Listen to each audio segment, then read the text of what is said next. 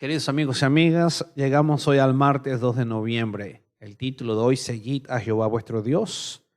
Y vamos a recordar nuestro versículo de memoria. Esta semana está en Deuteronomio capítulo 4, versículo número 8. Dice así: ¿Y qué nación grande hay que tenga estatutos y juicios justos como es toda esta ley que yo pongo hoy delante de vosotros? Deuteronomio 4, 8. Ya vimos, no añadiréis ni vas a disminuir a la palabra.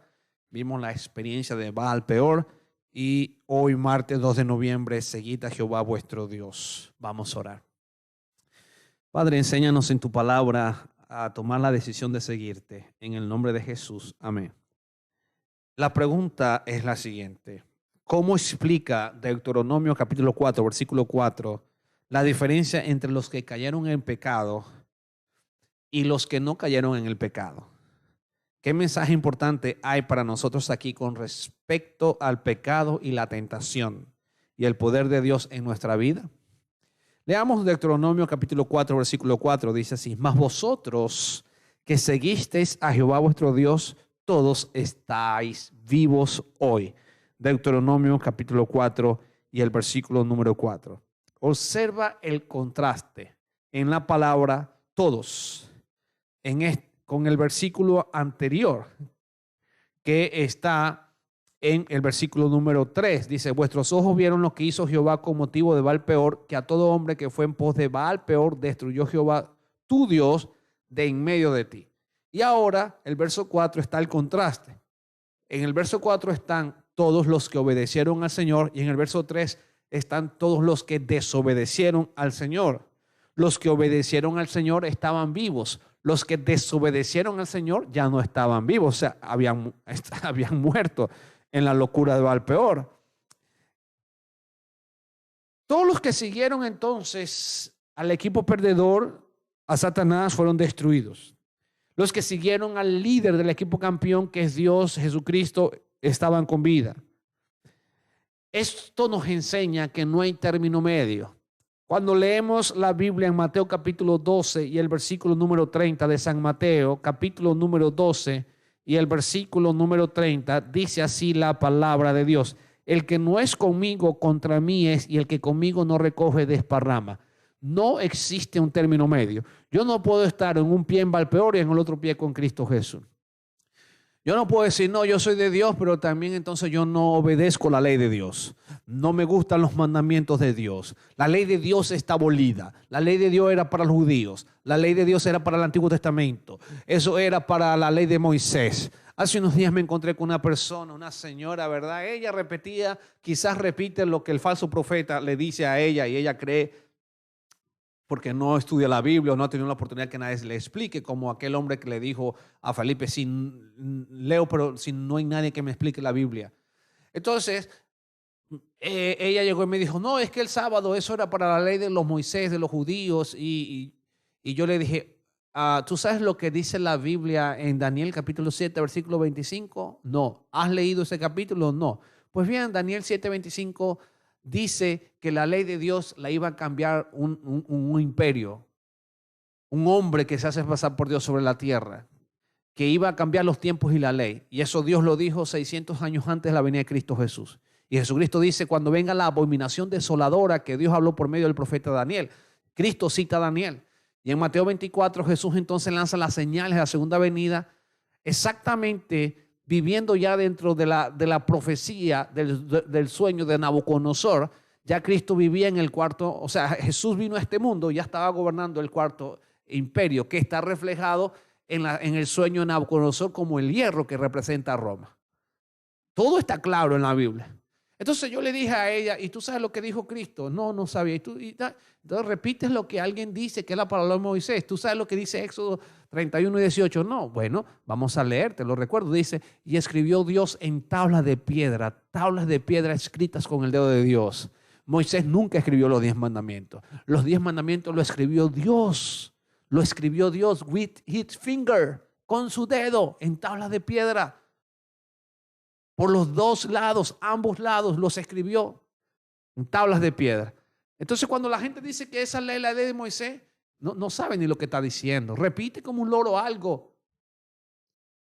Y es peligroso cuando tú repites una mentira como que sí es la verdad. Moisés dio la ley por medio de Dios. Ahora, cuando los judíos llamaban la ley de Moisés, estaban refiriéndose a las leyes que Moisés les leyó y que las escribió en un libro y que las colocó al lado del arca del pacto, que eran las leyes para los levitas y los sacerdotes.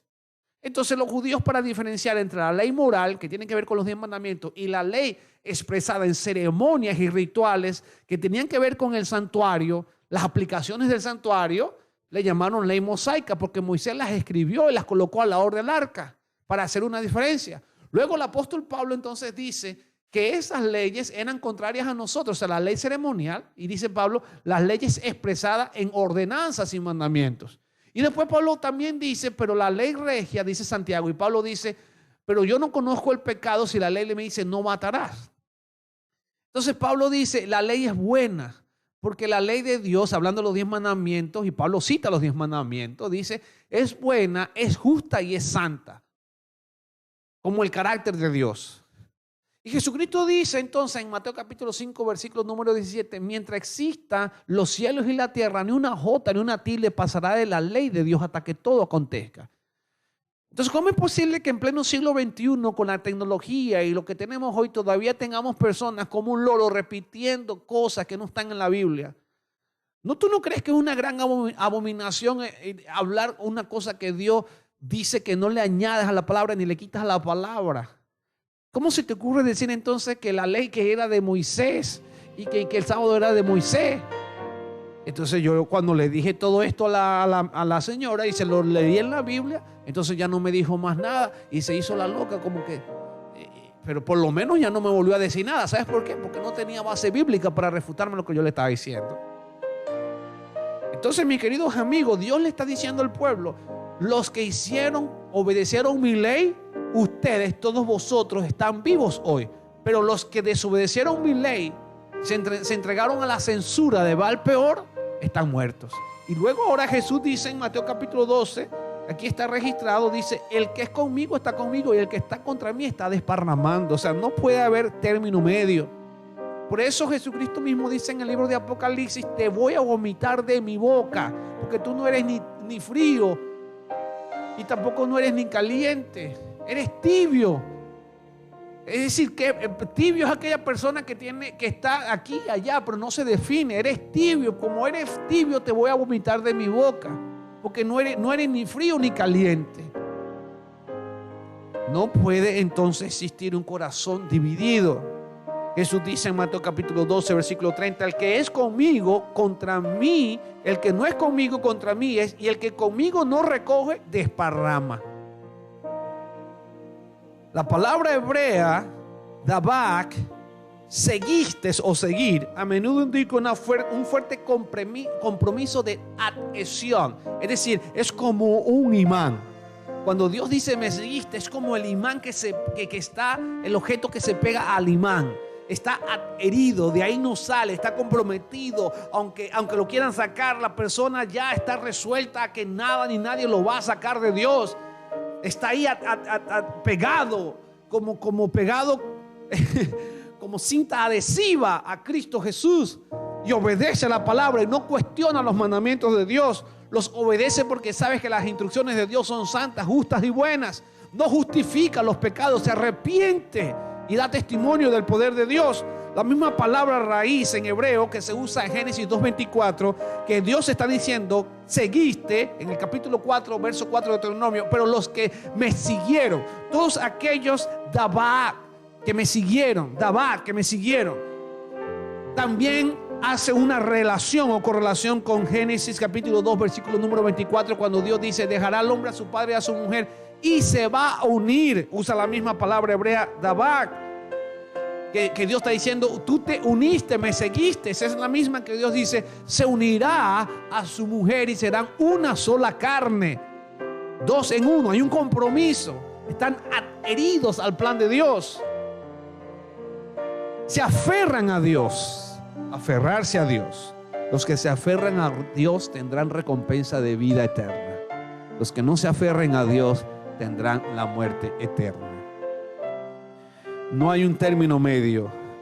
Por eso, aunque la tentación sea fuerte, podemos permanecer fieles a Cristo Jesús.